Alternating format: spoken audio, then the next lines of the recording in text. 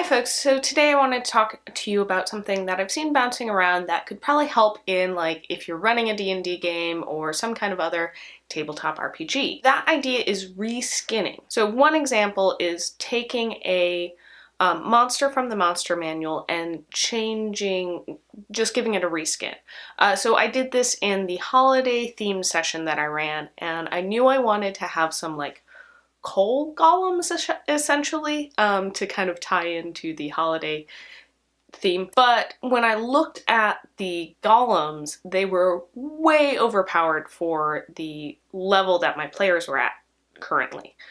So I knew I couldn't use golems. I looked around to see if there was something else, and there was a form of like fire elemental that actually worked fairly well. So I reskinned it a little bit, took those stats, and did a reskin of pretty much the physical description was different, but most of the stats and the abilities remained the same. I tweaked a few things here and there on the specific attacks, like what exact damage they did, but that gave me something that fit for the challenge rating for the players, so they weren't trying to like fight a golem that was way overpowered. But it also gave me something that fit and was a little different and a little fun and kept in the theme. That's a basic idea that is really easy to do, just kind of across the board. Taking something, if you're like, hey, I really would like Tooth Fairy in this.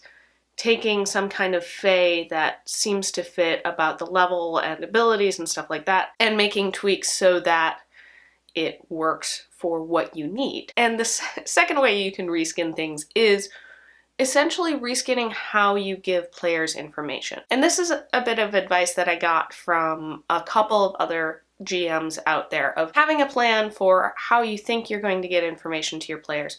But if that doesn't work, you can still take that information and just have it something that another NPC gives them, or maybe have it something that, oh hey, there's a book they run across and read if you have a player in your group that's like always picking up books. Just taking that information and reskinning how it gets told to your players. And I think that's a really good thing to keep in the back of your head that lets you improvise a little bit, because if you know, here's the thing that I need to get across, here's the thing that my players will need to know or that they're looking for, and not focusing so much on the detail end of it, of exactly who it's coming from or exactly what is being told to them, but more of the gist, then it's a little bit easier to switch things up if your players go a different direction. This can be applied to creating magical items or traps or stuff like that.